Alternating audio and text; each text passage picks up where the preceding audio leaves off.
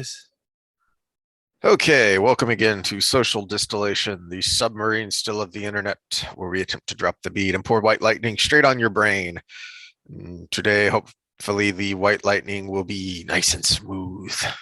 Yeah, we talked about the episode 7 of the Wheel of Time in the last episode, but I realized it was kind of busy with all the other stuff we talked about. So we're going to kind of start that from scratch, maybe a streamlined version of what we already talked about, plus all the additional notes Heath had, because there's so much bad wrong with this whole series, especially episode 7.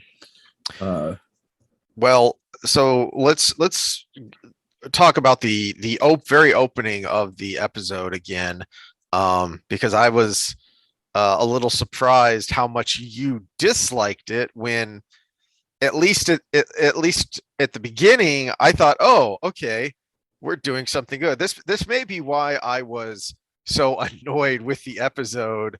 Is so like the previous episode, I don't care anymore because it was so bleh that I just couldn't get worked up over it. But this one, I was like, oh, hey, the blood snows and stuff's happening and this is interesting. And they're finally going back to this thing because you had complained that they didn't have the flashback scenes earlier. And now I can see why they didn't do it. Because it does. It takes away from the everybody could be the dragon kind of motif, but I would say they also don't go into any of the prophecies of the dragon, so it kind of wouldn't have mattered anyways, because you wouldn't have known what if you did it right, you wouldn't have known what it meant. Yeah, and I don't think that's a spoiler to point out, because that is something that is said very early on in the books, and is now that you mention it, I can see why they did it, but then they did it badly. Is okay, so he was found. Tam's not his real father. He was found after this battle with this pregnant woman who'd been fighting, and then she gave birth and then died.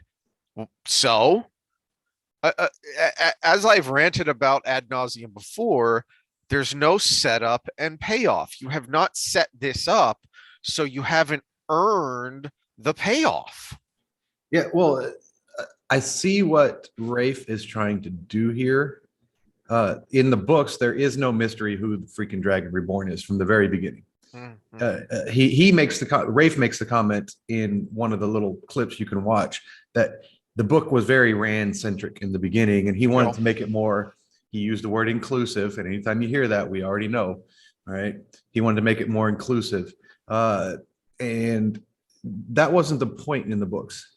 You knew Rand was the main character. You knew Rand was the Dragon Reborn, and the fact that he expanded it outside of his that one point of view was kind of new to me when I started reading it. But it wasn't a mystery, because is it the first book in the prologue where you have the flashback of the prologue. I've mentioned that before. The dragon killing everybody. For anyone who hasn't read the books, you will be completely confused, which is why I love the opening of the Eye of the World, because you will be completely confused, but you will not be lost. You're walking into a scene where you need context. Yes. You need tons of context. You need tons of context, and it's about probably 8 books before you get the context you need. Before you get the full context, you start to get hints of it pretty soon, within the books, but they're just hints. But Jordan does such a good job of writing it that you're not lost. You can see the scene fully in your mind as if you were watching it on a screen, but you don't know what's going on. But where the mystery is in Rand's mind. It's not to the reader. The mystery is in Rand's mind, because in the book, as he helps his dad from the farmhouse to the town on the night they get attacked by the Trollocs, his dad is rambling about finding a woman that just gave birth, and basically he's having a fever dream, which again, they don't really set up. They don't explain that he's having a fever dream. I mean, does Moiraine even mention that it was poisoned? I can't remember in that second episode that Trollocs sometimes use poisoned blades. Yes, she did mention that.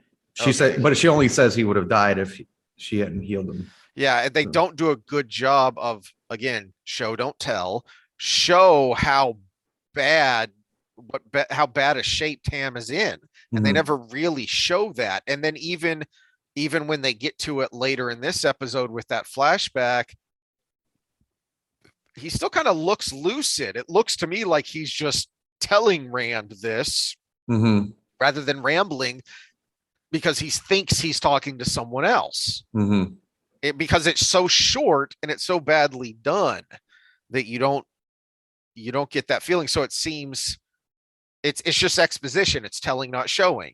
Yeah, realistically, we do have some people, or I actually have some people watching this through that have never read the books, Uh-huh. and to give me a full review when it's done.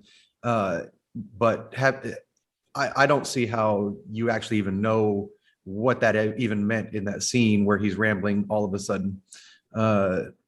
They're re-showing the leaving the farmhouse and he's rambling, that you would even put two and two together on that one, unless you've actually read the books and you knew what the backstory was. But Yeah. I think it was done too quick and too sloppy. And you know, you brought up the it's too Rand centric and he wanted to make it more inclusive. He clearly, they wanted to have some mystery. Well, that's unnecessary and nonsensical because there is plenty of mystery and unknown in the books that don't have to do with who is the main character and who is the dragon. Mhm. Because and this, they created a problem for themselves at the very beginning with Moraine just saying one of you is the dragon, and everyone goes, "Oh, okay." No, No. that's, it's a big freaking deal that most people are afraid of the dragon. He is used as a boogeyman to scare children in stories, you know, in kind of the same way that Grimm's fairy tales were used. He's a Mhm. boogeyman. And so the mystery and the unknown is, how is Rand going to do the things that he needs to do the things he's supposed to do to fulfill these prophecies, which they just completely thrown out the window, to do all these things without not only getting killed by the Dark One and the Dark One's minions, but even people who aren't of the dark who genuinely think that he's a bad guy. Mhm. So there's your nuance, there's your mystery, there's your spreading out the story, and they've completely killed that. And it makes me, you know, I'm jumping all the way to the end here of the episode, but okay, so Rand realizes he's the dragon and declares it to Moraine. All right, so what? Now what? I mean, how are you going to do any of the things that happen next in the books, even just as an idea, let alone specifically when apparently everyone thinks it's great that the dragon has been reborn? Well, this is an example where the wokeness got in the way, because what they wanted to do in episodes 1 through 6, and now it's clear that episode 7 came out, Yeah. is put this inclusive message in that anybody could be the dragon. It could be your spirit is trans. We're twin souls here. It could happen to any of these young people. We're bringing them all in. The story revolves around all of them. Well, now they're getting to the eye of the world, so they actually have to declare the dragon. So they throw this scene in at the beginning. They throw the fever dream in, and then Rand realizes it, and they're like, "Okay, let's go." It was the get things back on track after doing all these other things you wanted to do because woke. Yeah. Um, they made problems for themselves that didn't need to Mhm. be there. That was the first thing that jumped out to me as what was wrong with that opening scene, even though it started as something that was likable and I thought was good, is why in the world, as I noticed with the Tam or the not Tam, the Tom episode, the introduction of Tom, why in the world have you changed the Aiel's dress to be white? Mhm. It's, they don't come from a snowy wasteland. They come from somewhere else. It was an unnecessary change that doesn't make any sense. And then why do you change the fact that these women that fought for the Aiel would have been fighting together just to Yep. make one person look badass while she's pregnant, Yeah. fighting people twice her size Yeah. that were Yeah. elite special forces of their own right. And it was just when it be, you want badassery in your characters, but at the same time, when it reaches a certain point, you just kind of maybe Yeah. that kind of looked a little cool. You want, so we analogized it to The Witcher last time, and I really like that scene. For anyone who hasn't watched it, about 2/3 of the way through, there is what I think is the best segment of season one, where Geralt goes in alone, not knowing that he'll be able to survive, and being told by others, "There's no way you're going to survive this," to one-on-one fight a seriously badass monster, and he gets the crap kicked out of him. Well, in the same series, he has a scene where he beats the crap out of like 7 dudes. But they're like village folk that came after him. They weren't special forces elite. But when he fights a monster that is badass, he gets his ass kicked and has to scrounge his way out of it. That's a great point. Is the first real fight you see is at the end of episode 1, and he just, mows through this series of guys to show you how awesome he is, but then they're not afraid to beat the ever living crap out of him, which also lends to his awesomeness, because it's like Rocky 1, he sucks it up and he's going to go to the bell. He's not going to give in. And there seems to be this inability to do that in a lot of modern storytelling. As I've said before, compare and contrast the fight where you first see Black Widow in Iron Man 2, where she's very cunning in the way she's fight. She does not fight brute force head on. Like, you have Happy in the background, they are literally boxing a guy, brute force straight on, and she's here using their momentum against them and using angles and things like that. And then by the Black Widow movie, they've completely forgotten all that. And in order for Black Widow to be awesome, she has to take on 200-pound stuntmen and just hammer them straight on, like another 200-pound man would do. And it's stupid as well as boring. Well, you brought up another instance where they did this when Nynaeve killed the Trolloc with a knife instead of sneaking away or something else that would have been, more apt for a village wisdom that has probably never killed any person or anything in their entire life other than a chicken to eat, right? So it takes away. I mean, now Trollocs aren't badass. This thing in the books that took 3 trained soldiers to 1 Trolloc to even have a chance, and she kills it with a knife. Yeah, these are 7 to 8 foot monstrosities. It's not special anymore. It's not scary. And Jordan does a great job in the series. There's a scene, I won't go too much into it, but there's a scene where women are having to fight against a Trolloc, and they fight it in a wolf pack, and a couple of them come up behind and hamstring the thing to make it easier for others to come in and give the killing blow. They don't just come up out of the water and knife it repeatedly, seal style. It doesn't make sense. Even a human is hard to kill with a knife. You hear died of multiple stab wounds because it takes multiple stab wounds to kill a person, unless you just get really lucky. Or you have your pick of where to put that knife, because for anyone who's ever done any or watched real legit knife fighting martial arts, it's not one stab movie style. That's not what you're taught. You're taught to hit weak points, multiple weak points, to disable your enemy before you give a killing blow if needed. So that was one of the good things about the choreography of this fight at the beginning, is they do kind of show some of that, where it's not just one stab, one kill, is she does have to hit multiple times. that part was good. The choreography was good, but it really was Well, yeah, over that's the why I said top it with, was good, yeah, and you can appreciate that but it would have been better had it been a right. more realistic Be- situation.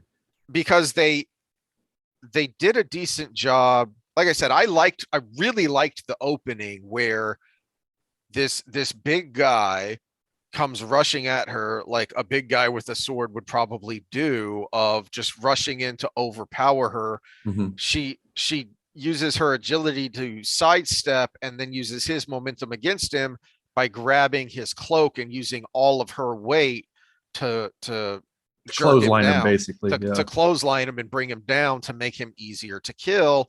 And then she doubles over in intense pain because she's freaking pregnant. So Mhm. I loved that opening, but then they couldn't stop. Yeah, and then it just kept going and going. And this is actually my beef with a lot of fantasy uh, renditions of anything is they use the fact that they're in a fantasy genre, fantasy being not real, Mm-hmm. to take artistic license to take you away from reality. Whereas it should be these are humans in this world doing human things. Now, how do we fit in magic? How do we fit in reincarnation? How do Yeah. we fit in these other supernatural things that still affect these real world people? She was not the magic. She was Yeah. just kind of a badass chick because she was an Aiel maiden of the spear. And there's only so much badass that's realistic. Yeah. And you can go beyond realistic to a point, but again, I don't know where the line was. I think it was after that first kill for me, but it was very shortly after that first kill. Yeah, It was it was when she ended up being surrounded by mhm, three warriors at once. And it's okay. yeah. Yeah, she's she's a great fighter by virtue of being a maiden of the spear, but she's not like, like someone like Lan, who in the books, and one of our beefs with the episode is Lan is supposed to be like one of the top 5 fighters in the entire world. Yeah, but even still, 5 golden bees would have probably been enough to take him Or at the way least they're give described. Yeah, or or at at least least give him serious injury yeah. in the fight. And we do see that in the books. There are times where Lan goes against he's significantly outnumbered and he comes through, but he's significantly wounded. Mhm. And some of the Well, other main characters as well. there's multiple times in the book where people mention that he's one of the few people in the world that can go toe to toe with him or draw with a Yeah, fade. one on But one with a it, fade. it Yeah. also shows instances where he's not very eager to go one on one with a fade. Mm-hmm. He only does it as a last resort, or Yeah. because it'll take down a whole connected Yeah. legion of Trollocs, or they're after Moiraine or Which they something. still haven't shown, which is annoying. Was Uh, that the fact? the connection there. Oh, I don't think they're going to. I think it's one of those problematic things that they just want to kind of just sweep. Which that one doesn't bother me as much because it is kind of a detail that makes a big deal in the big large scale battles. But if you're going to center the story and you look at the casting, I think we're going to avoid some of the large scale battles, at least for the first few seasons. Yeah.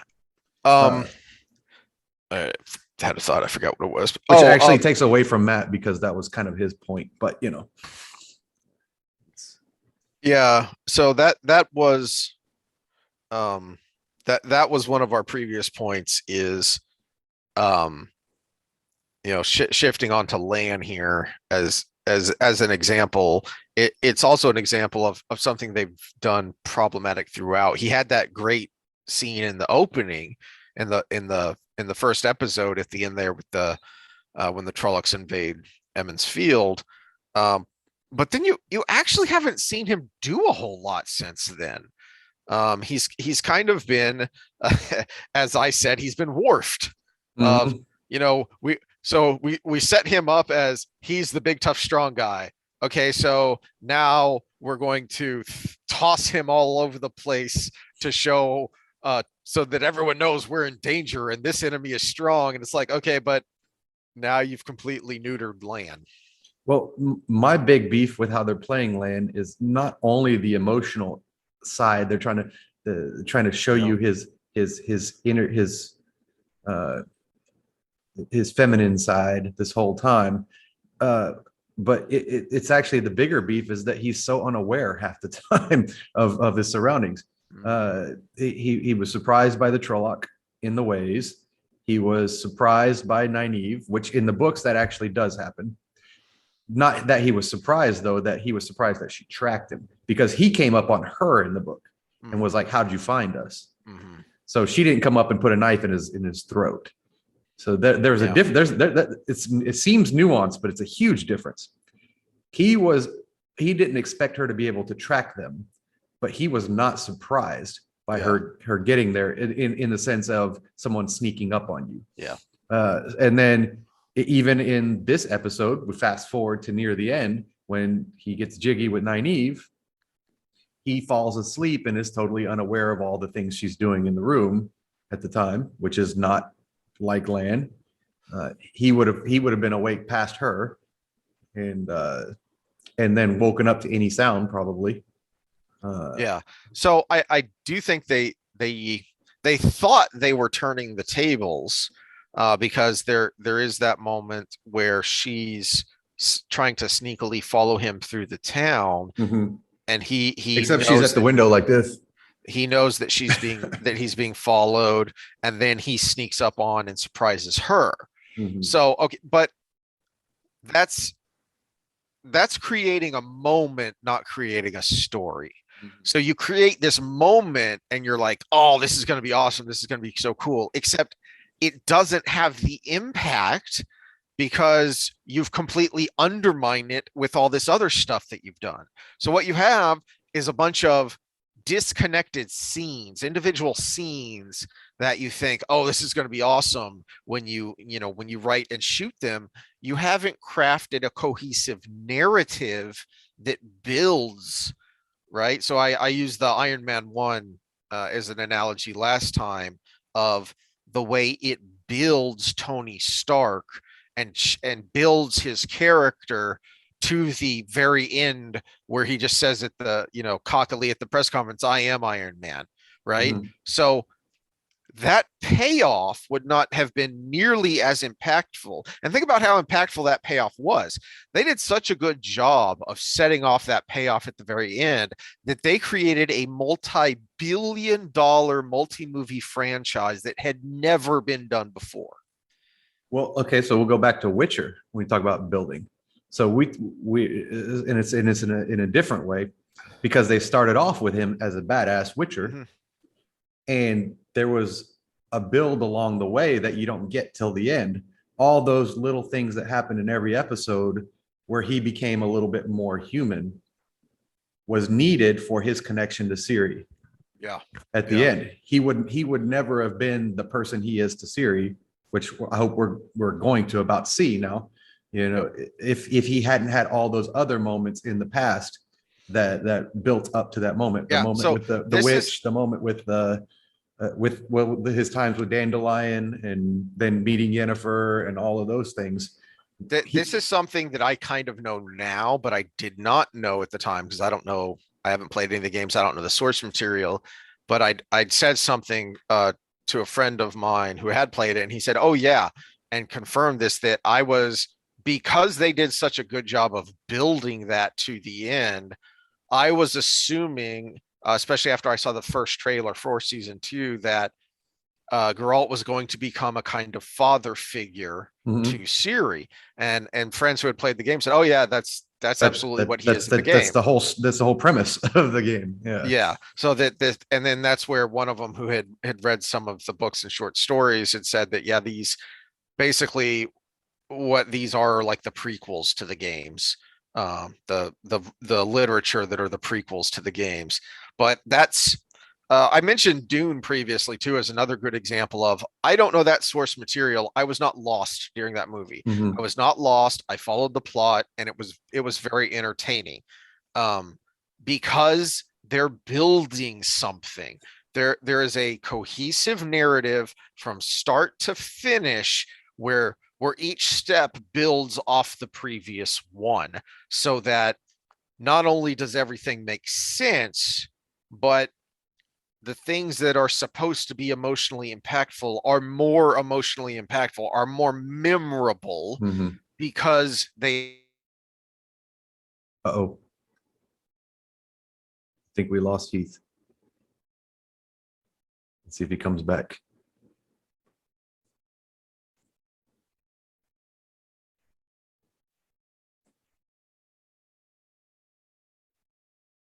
I'm going to pause this and see if he comes back. We may have to clip this together.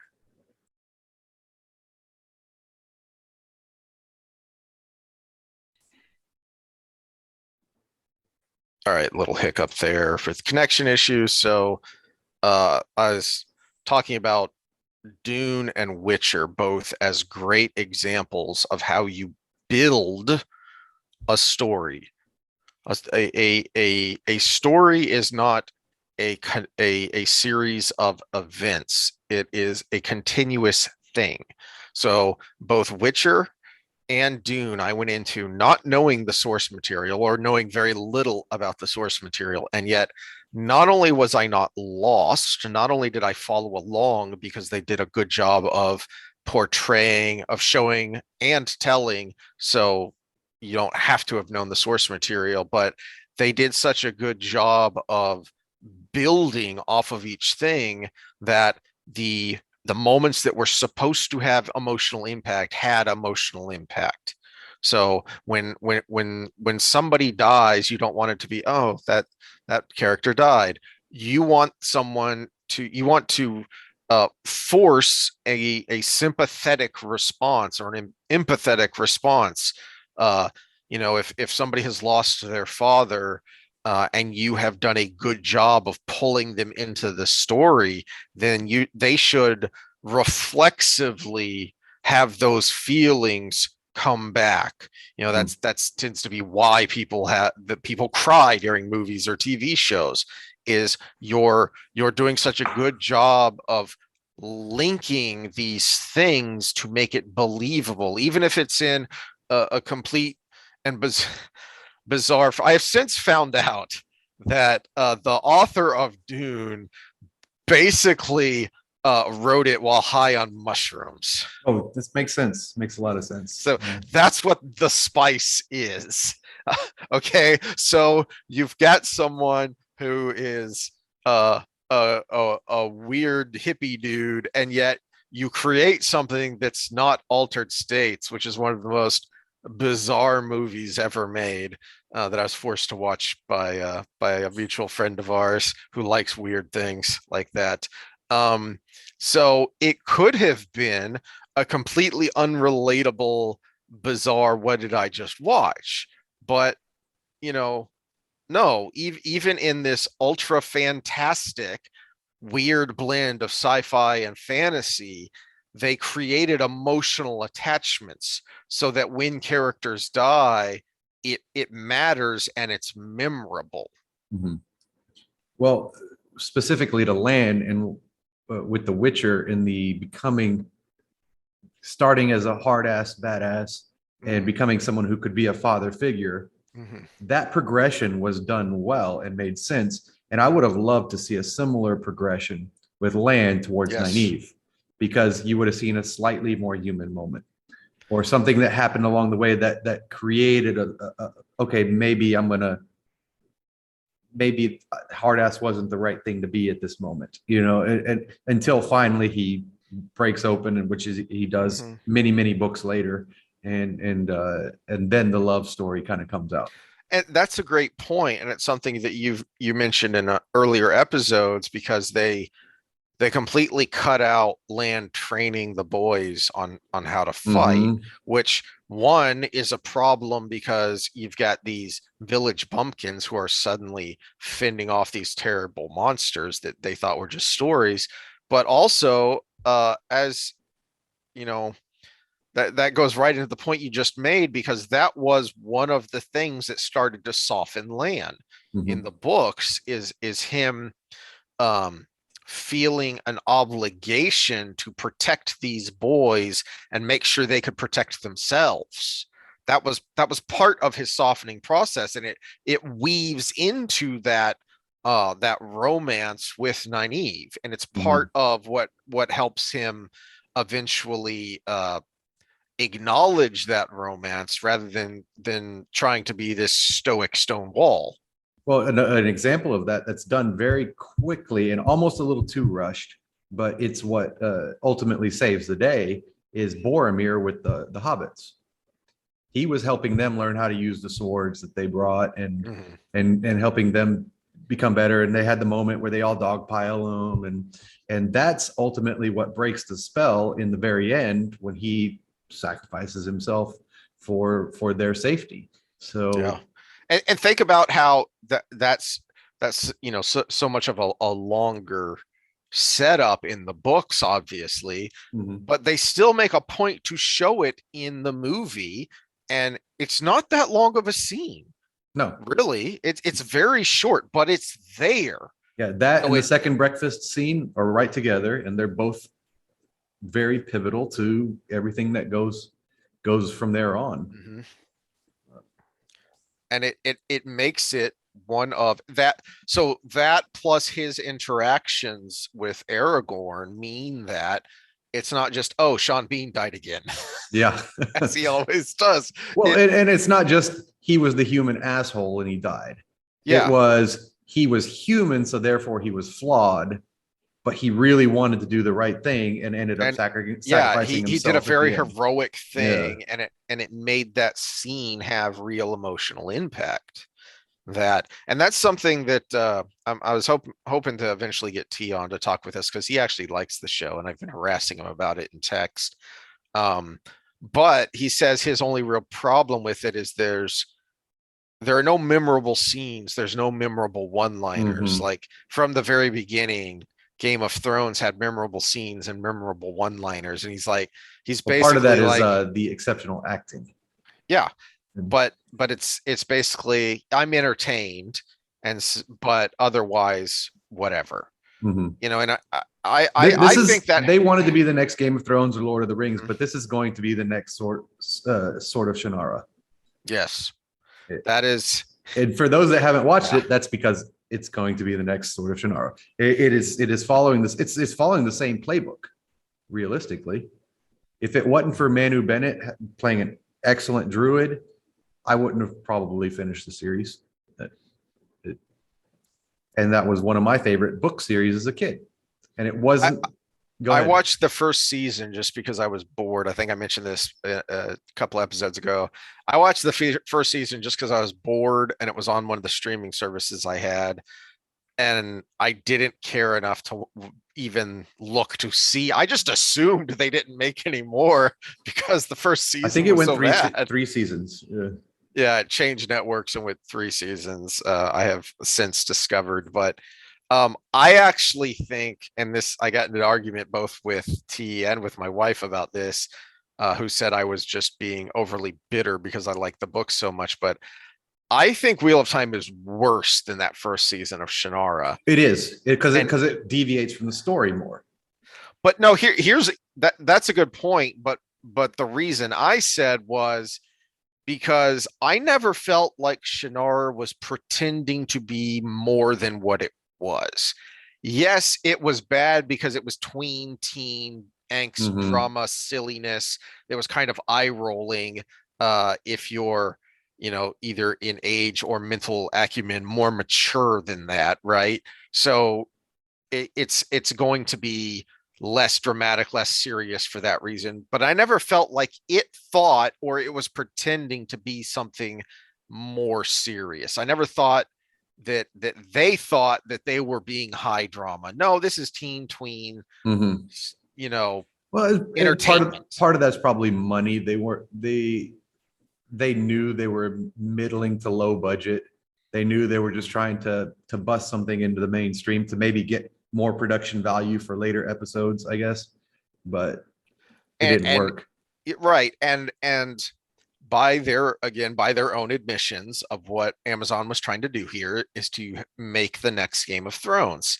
And they certainly seem to think that's what they are, but the quality of the writing and acting certainly doesn't come up to that. So to me, that's why it's worse, is because they think they are, and they are trying very hard to be high drama, and they're just not. It's not working. Where did we go from here? Well, we got out of sequence. That's why I'm Yeah, we pulling got out my yeah. notes here. Get to your notes, because I need direction. I got lots of thoughts, but they don't make sense unless they're. Well, so I think something that ties into that idea is of cohesive narrative and setup and payoff. Is one of my notes was about Moraine and that scene she has with Lan, about basically, I'll kill this person who's barely not a kid anymore. Yes. If it even looks like they're going to turn to the dark, because I am that certain and I am that committed to this cause, to the cause of literally saving the world. And yet that was, again, ooh, cool scene. This is going to be great. Except it's not, because you've completely undermined it with that cringy scene with her and Sawan, where she was being all emotional and uncertain.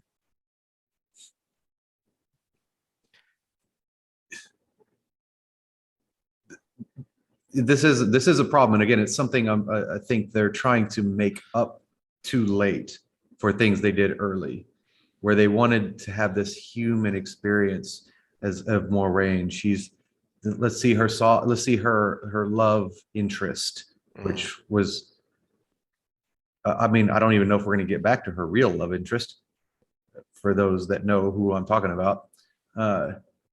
The Again, this is my biggest beef. Those things were built in. Yeah. They were built into the story. You had them. You might have to be a little patient for a few of them, but they were already there. You don't need Lan being all googly eyed at this moment.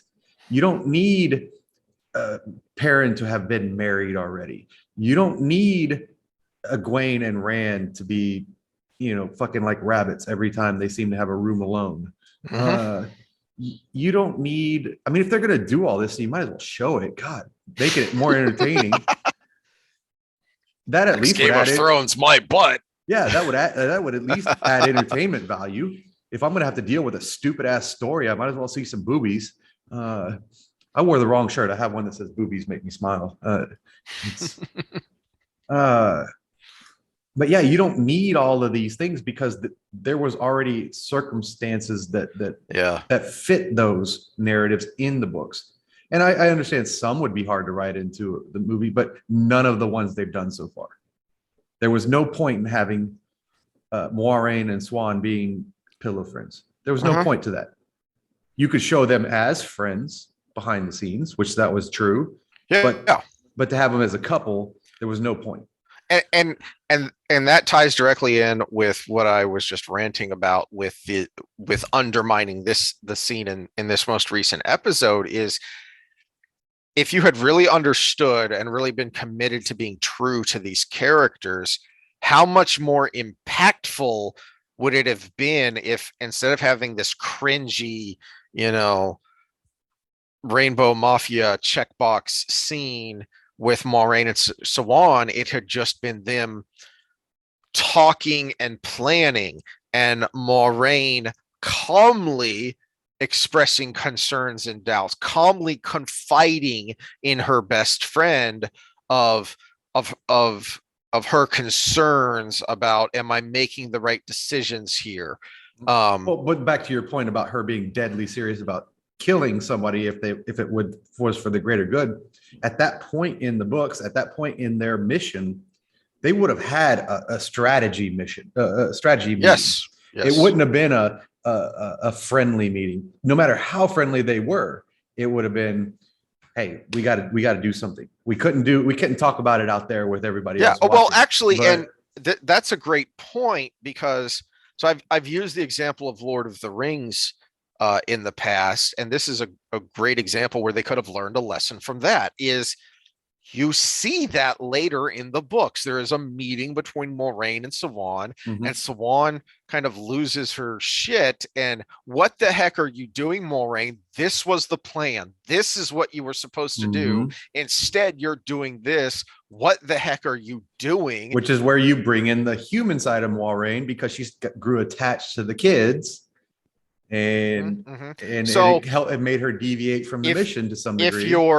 If you're truly focused on and understand and are committed to portraying these characters, you could have pulled from that second or third book, whenever that a second book, when that happens, and pull that scene into here to help show this side of Moraine and Sawan and connect with the audience, which is something they did a lot in Lord of the Rings. Is they would take something that was said later in a different scene and pull it into this scene. I think the Council of Elrond is one of those instances where they pull a number of lines from elsewhere in the books, but it works in that setting and it's still true to those characters, and it helps condense things. So rather than having, three or four other smaller scenes, you just have this one scene where you've condensed all of those ideas. And you could have easily done that with this meeting between Moraine and Sawan, but instead you wanted to have this cringy, pandering, female on female sex scene. Well, and air quotes there, because it was terrible. Did you catch the Rand opened a bisexual earlier in the series? Oh, I must have missed that. In the town I thought was Whitebridge, the girl asked, the girl asked if they were together, and he goes, "No, I could do better." Yeah. And I just took that as a joke. As the kind of joke that a friend would say about or to a friend. Yeah, but except they weren't friends, they just met, and she was inquiring because she wanted to get with him. And so there's a couple things wrong with that. Is first, you're kind of opening this Rand could be bisexual thing, which I have a feeling they're going to revisit because of the way everything is going now. That's an annoying point. But can I? We got to do the jazz hands for spoiler alert here. Spoiler for the jazz books. Hands. Okay, so there's something built in that is very sexually taboo with Rand. There's a polyamorous relationship between him and three other women. And this was actually essential to the books because everybody's like, it's wrong, but it's right. Oh, but we're fated and we need to do this. And then those three women actually are integral to his success, as well as the world being saved. As well as giving you good character moments, because these three women have to figure out, okay, how do we make this work? Because this is not the culture we grew up in. And it doesn't even work out at the end how you think it might even work out at the end. And so there's this sexually explorative narrative that extends for the probably last 2/3, I guess, of the series, that we could go into and have this inclusive environment, but yet they're opening other things up because of whatever. So that's problem number one. Problem number two is, this was not a place or a time period or anything where that would be a normal question. If she wanted to get with Rand, she would have asked if he was married or if he was engaged or if he was betrothed to somebody, not if him and Matt were together. Yeah. That wouldn't have been considered a normal question. That would have been actually something that you would have not even broached because of decency standards and everything. And it has nothing to do with my own sexual views. It has to do with the fact that this was the time period and this was what was laid out, and it was actually important to the whole thing. I think I'm done ruining it. So jazz hands, we're back. Jazz hands, right, we're back. We're back. Okay. Try not to get off on a tangent here, because I was just watching something that ties directly into how wokeness destroys your ability to craft good stories. So here's the easy part of it. The easiest part of it is you have to take away from parts of the story to include it. Like you talk about with the fight scenes, to push men down to bring a woman up versus just bringing a woman up. You have to push things that existed in the storyline down in order to pull in something that you want to include. Yeah. And it's kind of, it's extra bizarre because they were already doing some of that with just brain farted on the Red Sister, Leandrin. They were already kind of doing that with that sexual tension that grew. Surprisingly, they actually built something and developed something when Maureen first meets Leandrin till she gets in to the tower, when Leandrin is clearly trying to entice Maureen into sexy time. So and that, actually you get that feel for Leandrin in the books too. Yes. Yeah. And it's not explicit because they use different language in this time and in this setting, this kind of medieval setting, that they use different language, but in a couple of different points in the books, it basically says a lot of the Reds are lesbian. They all have pillow friends. Pillow friends is what they call it. What is the main Red near the end? Pavara, the one leading the inside the tower. Yeah. She had several pillow friends. Yeah, according to her inner thoughts. So yeah, it really, but it made sense, because if you have this attraction to men, that's going to get in the way of your judgment when you have to judge men for their behavior. So it would be. All right, I'm going to go off on my tangent here because this is just leading so well into it. Okay. The way wokeness destroys storytelling is it and maybe you can explain why this is, because you've actually read the CRT textbooks, but it creates an inability to tell a story with negatives. So it's not enough that you already have references to gay and lesbian relationships in the books. No, they have to be fully accepted by the people in this era. So before we started recording, I was watching a video that made me want to throw up about Paizo, which, for anyone who doesn't know, they are the creators of the Pathfinder tabletop gaming system. Some people may know them more from the recent video game releases, Pathfinder Kingmaker and Pathfinder Wrath of the Righteous. So they use a bunch of freelance writers, just because it's hard to keep people on staff just for writing for something like this. So they use a lot of freelance writers. And there was some freelancer who wrote an open letter and started a boycott, basically, of Paizo, saying that that freelancers were going to withhold their work until Paizo got rid of slavery in their setting. You have a medieval fantasy setting here. Obviously, slavery exists. At no point in any of the source material does Paizo even remotely suggest that this is okay. This is simply reality. In the same way, you freaking snowflakes, slavery still exists today. We've talked about this before. Dubai, the incredible construction boom in Dubai, that was essentially built by a lot of slave labor. North Korea exports its own citizens as slave labor. China uses the people in its concentration camps as slave labor.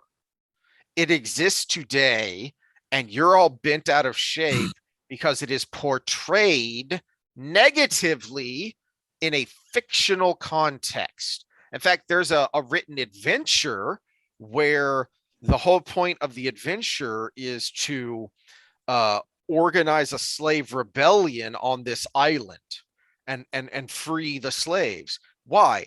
Because people want to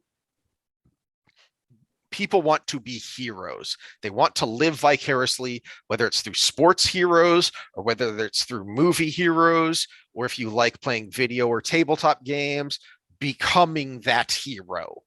And But what are they going to do with Spartacus? The story revolves around the slave, the heroes that are slaves. apparently Spartacus is not woke, and we can no longer look at those boobies. That was a good show. I was really sad that actor died, because it was in large part because he wasn't there that I couldn't get into that last season. Well, yeah, and this is where some biases come through, because it's really hard to say if the other actor did a good job, because we were so in love with the portrayal that was being done with the original actor. So he was. I mean, I don't know why he didn't win any awards for that show. He did such a good job. Everybody across the board did a good job in that show, with the occasional meh character, but Yeah. it was very well done. And it was incredibly emotionally impactful because they didn't pull any punches in showing how things were. Now they took creative license and things weren't that bad in Rome, or rather, yeah, it was obviously dramatized, but it was dramatized along the original. Yeah, basically they did kind of what the I just had a brain fart on the Amazon series with Al Pacino, of set in the 70s, of Jews hunting down Nazis and killing them, Nazis that had escaped and were killing them, and I can't remember the title of it, but they did that with their portrayals of the Holocaust. Is they took anecdotes and stories from the Holocaust and kind of turned them up to 11 and crammed them all into one place. So there may not have been any one place where all of these things happened, but things like this happened, right? So that's what made Spartacus so impactful, is that things like this happened when you have, I mean, for crying out loud, it opens with the vicious rape of his wife. And then you have abusive slavery, you have sexual abuse, you have gory deaths and murders. It was, I know I have read people complain that it was gratuitous with Spartacus, and I think that it was so good because it wasn't gratuitous. They were simply opening a window into this really horrific, from our modern sensibilities, setting, and you lose that if you're so woke that you cannot conscience even or a portrayal of this. I mean, for crying out loud, can I watch Glory anymore? I'm not sure. It's one of my favorite movies. Can I even watch it anymore? Well, let's get back to your wokeness ruining Wheel of Time, though. Yes. Is so your theory was that it's that because of wokeness, they're not allowed to see anything negative surrounding these certain topics, right? And this is something that people on the right complained about before people on the left started to notice how radical the radical left was becoming, is saying, look, you can do what you want, but I don't have to accept it. And part of the problem with the radical left is they're forcing people to accept their views. It's not enough. It's Stalinist. It's not enough to say, y'all do what you want, but I don't care and I'm not part of it. No, I have to affirm their lifestyle. No, I don't. So it's not enough that you have, that private lives are private, and in that you have gay and lesbian relationships. No. We have to make it like it's a normal thing, open and accepted and affirmed in the setting, so that we can shove it in the audience's face. Okay, so remember that the tweets I brought up a couple episodes ago, where the person was like, oh, it's such an inclusive environment, it makes it seem like it's a normal thing, unlike other cis heteronormative shows that include homosexuality, where they bring it in but it's not the norm. this actually makes it feel like it's all part of this world. And I'm like, that is actually the problem, because when we look at norms, uh, that is the way the world is. Most people are heterosexual because that's how a species uh, goes on. Yeah. It's kind of hard for a species to be successful if you don't make babies. Uh, we're all, most of us, almost all of us, are geared towards procreation in some way, shape, or form. So yes, that is going to be not the norm. They use the word queer theory, right? So we're looking at another critical theory, and one of them is critical queer theory. The word queer in and of itself, by definition, this is American Heritage Dictionary of English Language, deviating from what is expected or normal, odd or unconventional, as in behavior, or eccentric, of a questionable nature or character. So that's the actual book definition of the word queer, and they adopted it. So you can't adopt a word without adopting the definition. Right? You don't adopt it and then change the definition, right? So it is outside of the norm, but they're trying to normalize. So when you talk about the activism, they're trying to normalize this behavior. So when you get it on the big screen, it's one scene after the other, after the other, after the other, after the other, normalizing it. Everybody you love and they're trying to make you attached to is part of this. So you must accept it. You must accept this behavior. But it's like you pointed out, there is a big difference between saying, I have no problem if you're gay, to, well, maybe I should be open to be gay. That's kind of a big leap, because if you've never been attracted to someone of the same sex, you shouldn't have to force yourself to Yeah. try to be in that situation. And go ahead. Yeah, and when it comes to art, then how much depth of a story do you lose when you can't have nuance?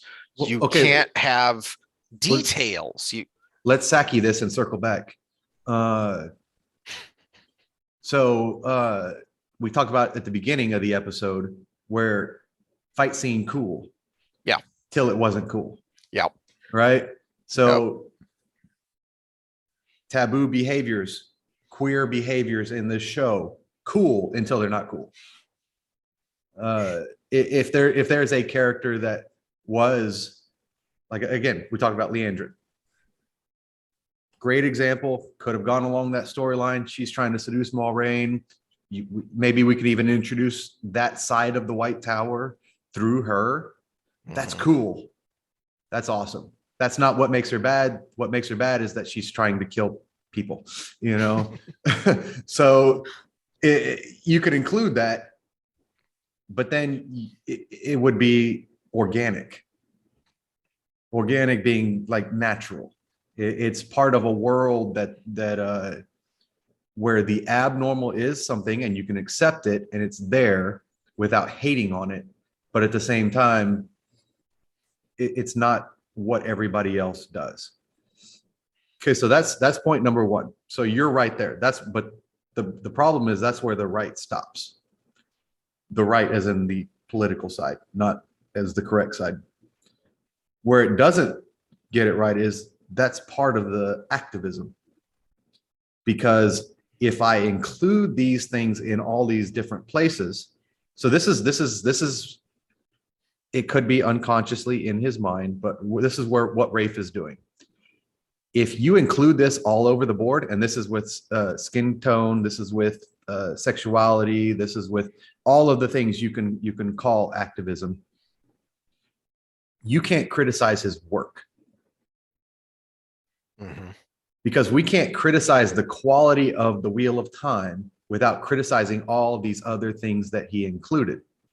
So if you say Wheel of Time sucks, bigot. Yeah. Even if we never talked about those things. Mm-hmm. I mean, I brought up Cowboy Bebop last time and all the Schadenfreude of it being canceled so incredibly fast. And and a lot of it was, I've seen videos that I didn't bother to watch about how wokeness killed Bebop, and my thought was wokeness was the least of its problems. Now, as I've said before, if your focus is wokeness, All then those other things your focus kind of isn't pile on up. Yeah. storytelling. But really, in Bebop, the wokeness part of it wasn't as blatantly shoved in your face as it is in Wheel of Time and other things that we've seen and referenced. So that was the least of its problems on the surface. But when you're pulled that deeply, a good example of this is, I should have had some sources to bring up, but people can find it if they want. Do you know about Masters of the Universe Revelation? I think that's what's called. Revelation is a new Netflix series produced by Kevin Smith, and it has been panned by lots of people because of it is so incredibly bad, and it's obvious that it's woke. For crying out loud, it's called He-Man, and He-Man isn't the main character. Tila is, who was, I don't even remember because I wasn't a huge He-Man fan in my youth. I was a G.I. Joe and Transformers guy. But let me pause it here yeah, for a bathroom break. And well, I was a big He-Man fan, and I like Tila as much as the next 5-year-old boy. strong female character. Strong female character, yes, and She-Ra as well. And if you wanted to make a series about Tila, that's called a spinoff that exists. We know That's what these She-Ra things. was. Yeah. No, yeah, it's called a spinoff. And if you have to use the Masters of the Universe He-Man theme, then your spinoff has no teeth. And so that's already number one. I haven't seen any of the show, so I'm gonna reserve comment. I don't know. You definitely need to watch it then if you were a big He-Man kid. Well, if I can sit through the Colin Kaepernick special, I could. That's a good point. I can sit through this because Kevin Smith is at least a little bit funny. But I don't know how much input he had on the story and writing. But what was interesting to me in the one detailed video breakdown I did watch, this is where I was going with this is, I can't remember which YouTuber it was that I was watching. Maybe Critical Drinker, maybe Midnight's Edge, if anyone knows those channels. Anyway, so they showed interviews with Kevin Smith talking about the negativity around the series. And he was really bummed out. He was really depressed, and it was really getting to him that so many people were so negative. But then he talked to, one of the Netflix execs who had called him or emailed him or something and said, "Man, this is great. We're getting such great press." And Kevin was like, "What the heck are you talking about? This is horrible." And so basically what he says is, truthful, that, well, the algorithms of social media are designed to put you in a feedback loop so that you keep clicking, right? Mm-hmm.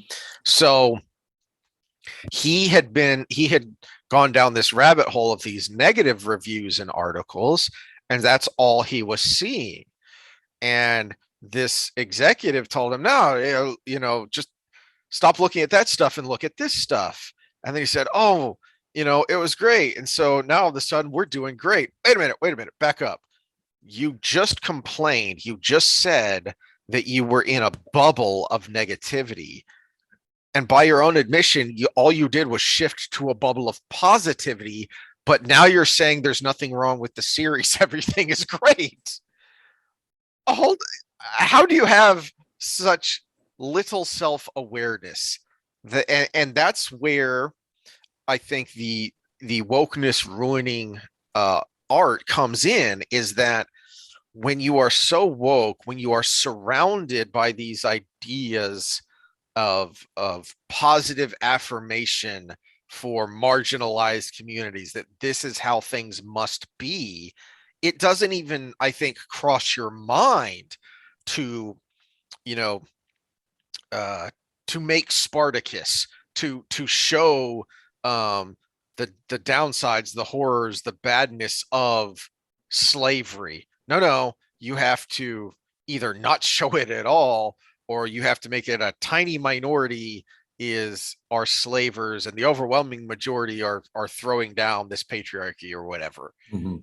And which just ruins. I don't know about you, but I probably shouldn't be, but I'm looking forward to the movie The Underdog, about Kurt Warner. It's coming out on Christmas Eve, I think. Okay, yeah. But there is a keen psychological reason, and you would probably say maybe even biological reason, that makes us root for underdog stories. We instinctively love an underdog story, especially when the underdog triumphs. Mhm. And I don't know how you make that anymore with wokeness as your bubble. How do you make an underdog story? It's funny because I was wasn't that long ago. I was reading about studies that were done with wanting to say it was chimpanzees, but different types of primates, and if they would record calls from these things and then use them like a victory call from different members of the pack, and if they played a fighting call of a dominant member and a subordinate member, and then follow that up with a victory call from the subordinate member, the other members of the pack were like, what's happening over there? So like they were all of a sudden really curious. But if it was the other way around, so the two were fighting, so they played like the dominant and the subordinate were fighting, and they played the dominant victory call. Everybody was just like, business as usual. That's what So you expect. so it is biological. It's Yeah, it's it's not, well, it's Miracle on Ice. Is if the USSR won, well, yeah, they're supposed to. well, There's and What's the you know, excitement there? we talk a lot of wokeness, and we got to be careful when we use the words hierarchy and things like that, because they do exist in every Yeah. bit of existence, really, when it comes to animal interactions and human interactions as well. But when the hierarchy is disrupted, that is interesting, because now you're automatically reevaluating your spot in the hierarchy.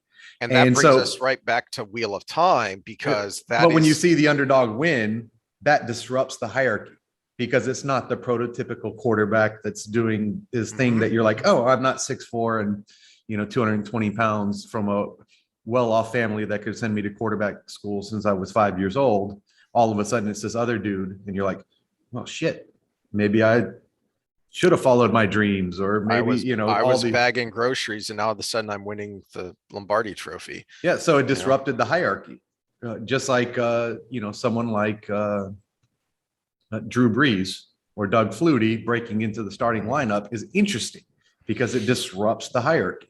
Yeah, Peyton Manning's supposed to be Peyton Manning, right? Mm-hmm. Yeah. So, but that is why we're, for anyone who doesn't understand why we're ranting about this, that's why we're ranting about the Dragon Reborn not being a big effing deal. Everyone's saying, "Oh, okay," because that is um that is one of the ways that Robert Jordan makes this chosen one trope interesting, because he manages to make the chosen one the underdog. So Mm-hmm. he is the one prophesied to do all these things and to defeat the Dark One and to bring about a new age. But he grew up in a Okay, small farm in the Two Rivers. he grew up in the small farm in the Two Rivers. Not only the Dark One, but most of the light side is against him because they think he's a villain. He starts out very small. He's got to figure out how to achieve these things and get people on his side. Then once people are on his side, he's got to worry about, are they going to stab me in the back? So they have done a terrible job of setting the stakes, of making this an underdog story, which it is and it should be, because one, they've rushed it so fast. Everything has been so rushed and simplistic. And two, because they were unwilling or unable to really tell you who Rand is and to tell you what the dragon is. Yeah, you really, up until the last episode, they spent a lot of time with Rand in the last episode, but he's almost been a bit part up No. until this point. It's Moiraine is by far the central character of which they season one. explicitly said in their in the pre-release stuff that Moiraine was going to be the central. Which I would have been fine with if they used that as a mechanism to set the stage and tell the story, because in that core group of beginning characters, Moiraine is the one that by far knows more about everything than anyone else there. She is a very learned individual. She was even because of her background even before she came to the White Tower. So she's a very learned individual. So you could have used that to set the stage to, like I was talking about before, pull in some things that you find out later in subsequent books in order to paint a clearer picture for any audience that doesn't know the setting. Well, like some of the prophecies of the dragon, she could have been. It could have been conversation with Lan, or it could have been. You could have even done like an inner voice scene where she's staring at the kids and something from the prophecies goes through her mind. You know, a good example of that is in the very beginning, when she's talking about the 4 Utes. Should have been the 3 Utes, but whatever. Well, no, let me harp on that a second. As we were saying, the wokeness bubble means you have to push someone down in order to make someone look better. By lumping in Egwene with the 3 boys, you weaken her because she's no longer a compelling and strong character in her own right. Her story in the books was never about being maybe the dragon. It was about being able to channel, which is in and of itself very rare, and then having the ability to be one of the strongest channelers in history. And then her development as a young woman, again coming out of the village at about 16, and by the end she's probably what, 19, 20. Yes, and yet she is mature and wise beyond her years. But she didn't come out that way. She went through a progression of mentors along the way, and self-discovery as well, and being thrown into the fire pretty early, and we've lost all of that because she's lumped in with the dragon story because woke bubble. So you lose that. But where I was going to go with your point is, at the very beginning, Moiraine says something about the 5 of them, and she says a couple of times later that only 4 of them are of the right age. What the hell does that mean? How come they've gone through the whole series and they haven't explained that? It's fine in that first episode to make reference to their age, but at some point I expected her to, in conversation with Lan or even in conversation with them, explain what that means. But instead, by the time we finally get to any reference of the prophecies of the dragon, they're throwing it out the window and saying, who knows what these things mean? Who knows if they're accurate? But then again, in episode 7, they throw everything in to say, oh, Rand's the dragon. Guess we were wrong all the time. Yeah. And they never really explain why. Not never really. They don't explain what any of this means and why he suddenly comes to the recognition that I'm the dragon, it's me. Okay, so I'm going to go back to a point I made a few times ago. At what point? So again, none of this talk about injecting and normalizing these lifestyles or whatever is reflective of how we are accepting of them. right? So we're bitching and moaning because we say this insistence, this focus on it is ruining the product, right? So at what point are you tired of being pandered? Mm. At what point are you tired of being pandered to? What's your breaking point? Because there's so much just being thrown out there to get your business. Episodes 1 through 6 were as woke as fuck because they wanted to bring in that crowd. And any already existing Wheel of Time fan would have already watched at least some of it and boosted those ratings because there's over 1 million strong. And they wanted to bring in some more with this basically it's marketing. At what point are you tired of being pandered to? Because they did 1 through 6 to pull you in, only to bring it back to somewhat of the original story in the end in one quick episode. And it was blatantly obvious. It wasn't even hidden. But if you're so enamored with being included or accepted, then you're just going to completely miss it. And if you're an original fan, you've probably already fallen off the wagon by now. Yeah. So that's my problem with activism. It's advertising, it's marketing, it's getting your money.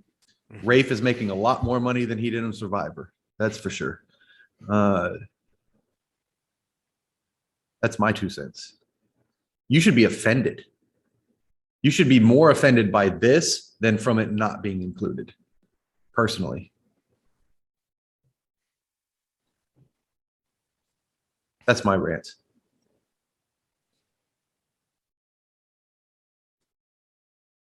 You know,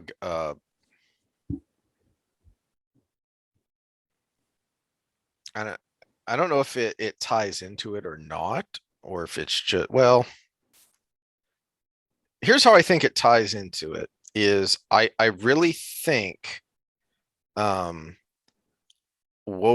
contributes to the instant gratification problem we have in a lot of society, especially younger members of our society. And you see that in bad movies and TV where you don't have a setup and a payoff, because a payoff is delayed gratification. Okay. So like we talked about with, does it contribute to it, or does it benefit from it? either or. Yeah. Yeah. I think that may be why it's a feedback loop on itself, because if your thinking is that shallow, then you get that little serotonin buzz and that's all you care about, right? So you don't get, like you mentioned earlier, you don't get those scenes with Boromir working with the hobbits, talking with Aragorn to set up what he does at the end in making his sacrifice to try and save them. And so you don't get that emotional, impactful scene because you want it now, right? And a good example of that is at the end of the episode. So here are my last couple of notes. At least they're both appropriately stubborn, because remember at first, Landon and Eve separate. He goes into his room and she goes off in her direction. And then my very next note is, and then they ruined it. Set up and payoff, you stupid children. I give up. And that's where I kind of gave up on the episode, is now you don't have to make it, you don't have to stretch it out as long as it is in the books. I can't remember exactly which book it is. I think it's 6 or 7 before they finally get together. So you don't have to stretch it. Crown of Swords. Which one's that? That's 7. That's 7. Okay. Yeah, Path of Daggers is 8. So you don't have to stretch it out as long as they did in the books, but for crying out loud, you can't have some sort of setup. You can't have one of those moments. I mean, I think you mentioned it last time about part of the reason the setup is so great in the books is because you find out so much about Lan. You Mhm. find out who he is and why he is the way he is. Um, he says he says something akin to you deserve more than a widow's grave for a bride Mhm. price or something like that, or for a dowry. And pulling in some of those lines, which Which would have been should have been happen the end of the later, hallway scene. that would have been incredible. That would have been Mhm. so I was impactful. waiting for it. I was sitting up like this. But you wanted that instant payoff. Mhm. How much more impactful, emotionally impactful would it have been to have, you want them to have a romantic moment together, and it looks like they're going to. You've got all that sexual tension, and then they pull apart. And then Lan tells you why. You find out something more about. So they give you an exposition dump there later about what Daishan means and about who Lan is and where he comes from, what his background is. Okay, so what? They don't tell you what that means. They don't show you what that means. What that means is he is the crown prince of a country that doesn't exist anymore. Mhm. He's a crown prince of a country that's been essentially wiped out. There's But just a also remnant that of his people left. there's a whole kind of underground following that is waiting for it to come back. Yes, So that's another important point. The guy he meets and is in their house. but he won't step up because he believes he'll just be leading them to certain Mhm. death. And so you don't get any of that. All you get is the exposition dump of background narration. This is who he is. This is where he comes from. This is where he was born and all that. Okay, so what does it mean? It at that point it's just fan service to say, oh, he's the last Lord of Malkir. Okay, so I mean, for crying out loud, even book fans who know what that means, how are they going to get excited about that scene? Because you haven't shown what that means. You haven't shown Mhm. what that does to That Lan's psyche. that never even comes out till after you've already seen the remnants of Malkir as they're walking through the blight Yes. Oh, that's a in good at the point. end of the books, or the first book. And the way they showed the blight in the show, like you're not even gonna get that because it's No. this stupid weave of tree that they went and started rummaging through, which you wouldn't even touch a plant in the blight. Yeah. And Uh, that's one of the insidious things about the blight is that from afar, it doesn't look that much different than the terrain you're standing in. But then when you get up close to it, you see that everything looks infected and sickly and unnatural. and then you touch it and you die. Mm-hmm. And they did a terrible job of, because all it looks like is a thick patch of dead trees. Well, yeah, and they're all uniformed. It looks like a uniform thick patch of dead trees.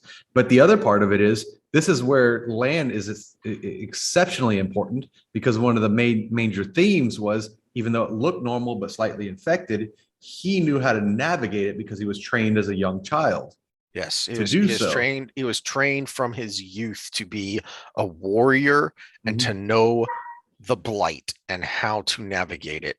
Even strong, powerful warriors hesitate to go in the blight because it is so unnatural. You have to have special knowledge and special skills, Liam Neeson style, to be able to navigate the blight. So the fact that they went in without him is already super problematic to how this is Yeah. supposed to go. Yep. Yep.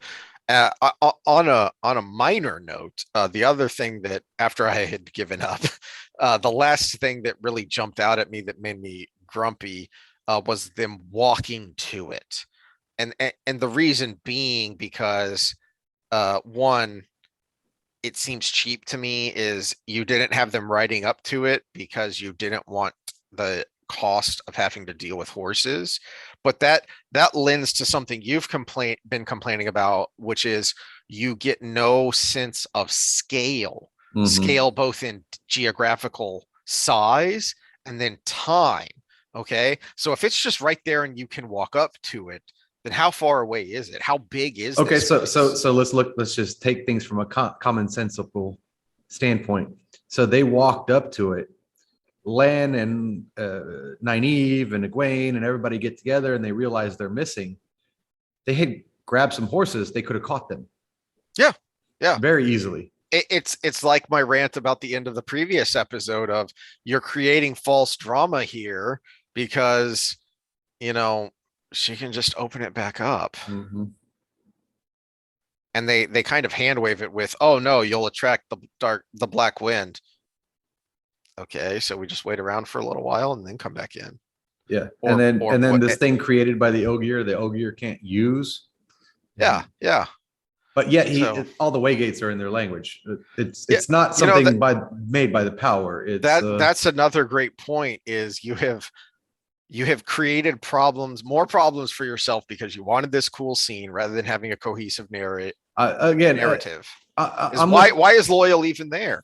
It doesn't so make sense. so as pessimistic as we sounded in our pre-watching any of it episode, we still had a lot of optimism. And as these episodes keep happening, the optimism wanes very quickly. And so now I'm almost to the point of every answer is pessimistic. So we've seen the last of the ways.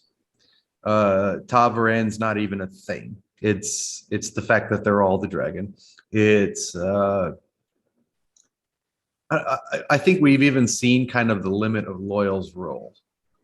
I think they almost threw him in there for that ways scene. We're not going to have a going back to the Two Rivers with Perrin. We're not even going to have the main character split up, except for the fact that Matt's gone right now. Now, I started thinking they might make Matt an antagonist, but then I saw the new actor they brought in, and they kind of got a very kind of friendly, happy face kind of guy.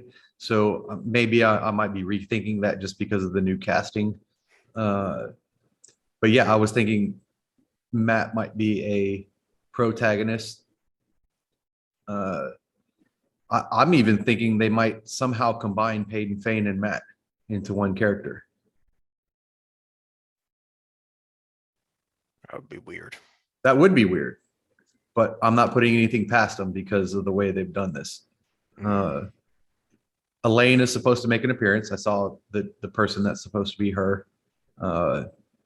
We just saw crying out loud. How do you not have her? She's pretty damn integral. Well, but that's what we said before they totally skipped Camelin. So the White Cloaks, they just seem to have disappeared from the series, which I don't. This is the part I don't understand: is why did you interject them where they were to have them disappear now? Unless they're going to somehow show up at the Eye of the World. But it, in the books, it was part of the development of the Perrin character. They either didn't do it here or they did it so poorly that even people that knew the storyline didn't get it. Yeah, I'm not sure. Falm is going to be not existent. I'm even wondering if there's going to be any Shanshan at all by the end, unless they somehow bring enough seasons. Unless they somehow bring enough seasons together that they're like, oh, we can bring them in now because we need new material. Wow. Yeah. Why not? Well, because the Rand development's already past it. He wasn't talking Dragon Reborn until 2 books later, which is already past it. And it was because of events there that he started thinking that way. Not because the Machin Shin whispered something in his ear. I just had a thought, but I want to talk to you off when we're not recording because it's super spoilery. But okay, I think did you get to the end of your notes? Chop out a lot. Yeah, no, like I said, I gave up. it's just okay. I'm done here. You guys are. This is terrible. I had other thoughts during the episode, but I was so upset by the rushed nature, the culmination of Neve and Lan's, long, greatly written um romance just rushing through to make it happen right now. The next to the last episode of season freaking 1. I was like, you people are children. Okay, so we'll bring this one to the end. I thought it was going to be quicker because we would summarize and then finish the notes, but there's just so much to bitch about. It just Yep. I'm gonna kind of say what I was gonna wait to say right now, because I want to go on record, because you've had a lot of annoying predictions that have turned out to be disturbingly true. So I'm not going to say why. I'm not going to give any details. I'm just going to, so I don't spoil anything for those of you who need to go read the books. But I think they're going to skip the entire second book. well, I'm not willing to make that prediction yet because we don't know what they're going to find at the Eye of the World yet. And Yep, there is something they that's find at the possible. Eye of the World that is very That's important possible. with this for the But second book. with what they've done so far and how they've set things up, and how they've glossed over so many things that were so complicated and nuanced in the books, I really feel like they may just jump to the third book. And I'm not going to say why. You probably know why. You kind of hinted at it. Yeah, well, But but here's the problem. I don't think they're gonna do the conclusion of the third book the way the third book does. They've pretty much already done the conclusion of the third book. Uh, so I think there's going to be parts of the second book, but they're going to be interjected into later episodes of the second season. Like we've got to meet Lanfear. has she been cast? I don't know. I haven't seen the second season cast. I'll have to look that up before our next one. We still nobody even we still don't have an idea of Peyton Fane's importance. Which is kind of daunting, which you really wouldn't know till after this book anyways. But at the same time, with the way they're doing things, they've accelerated so many other things. He's kind of should be important by now. Do you have any predictions that you want to get out before the last episode comes out? I can't think of any that wouldn't be spoilery. Well, I'm going to stick with my prediction that somehow the others are going to catch up to him. Yeah, and it's going to be. All right, well, here's one that wouldn't be spoilery. It's just because you've kind of talked about it previously. Do you think Matt's going to show up in the last episode? I think he's the one that walked out of the Waygate. Okay. And I think he's going to show up because they all need to be together. Because of what you've said. Yeah, okay. yeah. It's not only that they're all going to be together, it's they all need to be together. And that's part of the reason they win in the end of the day, is because he's going to come in at the last minute and save the day or do something integral to everything working out. And with Peyton Fane, I don't know if they're going to throw him in. I can't imagine they would have had the scene where Perrin has seen him without them throwing it into the 7th episode. Because normally you would see him in episode 1 of the second season if we're looking at the book progression. But I can't think that they would have put that scene in unless they were going to throw him into the 7th one. Now, my big worry is what's going to happen with Ashamel, because they haven't even established that the vision. Yeah. Spoiler alert for the books, that the vision in the dreams is not the actual dark one, but that it's one of the Forsaken. And they barely even touched on the Forsaken at all. They had a little kind of blip of that these people exist. But now are they going to establish him as a character at that point? That might be the case, which would be eliminating 2 other Forsaken. Because it was 2 other Forsaken that confront Rand at the Eye of the World. Okay, so jazz hands, no more spoilers. I will say just questioningly, I don't want to go into the books and what happens there, but I am curious who in the heck are they going to face at the Eye of the World? Because, and no matter who they face, as we mentioned this previously, they have done a terrible job of establishing the antagonist of this story. There is no antagonist, basically. Mhm. You know, you've had the White Cloaks, and that was it. The White Cloaks And Leandrin. and okay, and Leandrin is kind of an antagonist, but she's still kind of iffy because that's, you know, She still has the same ultimate goal. Well, they all have the same ultimate goal of eliminating darkness. so you had the Trollocs in the first couple of episodes and then they just disappeared. And so, but you never really established, I mean, we never even saw the Fade do much except when Tom started throwing knives at it. And even then we didn't see it do much. But so you never established them, you never established the hierarchy there. So who's the bad guy? And that really makes me curious how they're going to portray the encounter at the Eye of the World. Not curious in a good way, more like, you know, curious what this is going to feel like when they reattach my toe because I tore it off doing jujitsu. Yeah. Trying to think how disturbingly good example. How are they gonna? Because I'm thinking Green Man. I'm thinking. I don't think we're going to see that at all. But that would make Loyal more important then, because he would need to do something there. But why was he in the ways? He was irrelevant there. He there read the guiding. He's a character in the book. He read the guiding, which he didn't finish reading, but he still got him there, you know. But no, you kind of made the point earlier, and that's what I was ranting about was, yeah, he did read the guiding, but why? Why did he have to? It doesn't make any sense when you have to have the power to open the gate. But also they were one bridge away. It was like he's reading this thing for hours where they all fall asleep when you could have just said, hey, there's a way gate over there. Yeah. Especially since the whole place was lit up, you know. Again, no sense of scale, none whatsoever. Mm-hmm.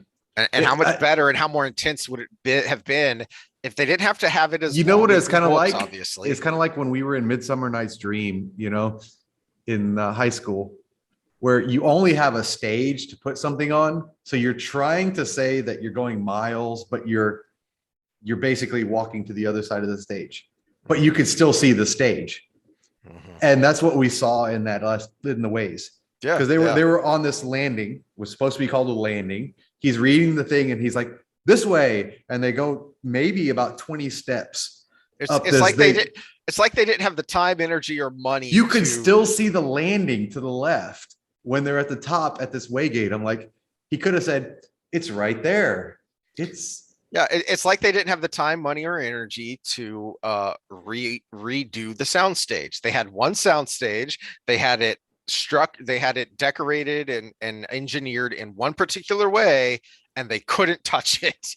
Yeah, like you can't rearrange things a little bit so you can have or move the camera just a little bit more this way, so you can't see the landing anymore, or so you couldn't do. Now it's multiple pages in the book. You don't need to do that, but you couldn't have 90 seconds of quick cuts of them desperately running between landings, looking at the guiding, trying to figure out which direction to go, and you couldn't have dragged it out. Not with the way they portrayed Match and Shin. Match and Shin was coming at him like a freaking locust storm. Versus in the books, it was like a giant tornado coming. It was coming at the speed of the storm, which is probably about 25, 30 miles an hour, maybe. But the wind is going. Yeah, but you can hear it far before that, and that's something that they just, again, everything is rushed and simplistic. So I assume the last episode is going to be like that too. I just don't know how, but I have a hankering that it's going to be a gigantic disappointment. Which sucks because as bit part as they were even in the books in the beginning, Agenor and Bethamel were interesting characters as Forsaken. And I have a feeling they're written out of this. You know what? I'm gonna say no matter what happens, I feel like it's gonna spoil something. So if you're watching this and you have not read the books but want to, I really think you shouldn't watch the last episode. Unless you for some reason really like the series and think it's really good. Okay, comment below and tell us why, first of all. But we've had a number of commenters that they haven't thought it was good and they haven't read the books, but they want to. And I think it's no matter how they do it, it's gonna spoil some things that are really, really great in the book. So if you haven't liked the series so far, then I would really suggest stop watching, read The Eye of the World, then watch the last episode if you want to see how they do it to wrap up this first season. Because it really is. I don't think that's good enough though, climax. because they're doing so much combining of books that I have a feeling you need to read 1 through 3. Well, we'll see after this next episode, and we'll tell you. So if you don't watch the last episode because you don't want it to spoil the book, The Eye of the World, we'll mention at the beginning of our episode 8 review how much it spoils. To let you know if maybe you need to read subsequent books as well. And then once you find out that information, then you can stop watching and come back and to it later. That way you'll know, because these books were I don't know how much they just came along at the right time, but they were incredibly impactful. And I was a huge fan of them. Well, I'll tell you how impactful from my perspective, because we talked about in an earlier episode that I found this book in a drainage ditch because I had to pee on a road trip to El Paso, and I started reading book 3 first, and it didn't make any sense at all at first, and then I started getting into it. And this is a kid that was in remedial reading. I hated reading. I couldn't stand reading, but this book was so good that not even getting the first 2 books context, I kept reading till the end of an 800-page book when I couldn't even stand to read a freaking picture book. So that's how good it was. And then, it's book 3. I was so bad at reading, I didn't even notice it was a book 3 at first. And so then I started reading from the beginning, and I couldn't stop until I got to the end where there wasn't any books written. And then every time they come out, I would read 1 through whatever, and then read the next book, and then read 1 through whatever, and then read the next book, until Robert Jordan passed away. And then I got the first Sanderson book, and I read it, and his style is different. And I didn't do my normal read 1 through and then read again. So I was reading a different style, and trying to remember everything that. And there had been extra time because Jordan had passed away, and Sanderson had to get kind of caught up. It was usually about 1 a year, but then this one was probably 3 or 4 years difference. And so I read that one. I didn't get a whole lot of it.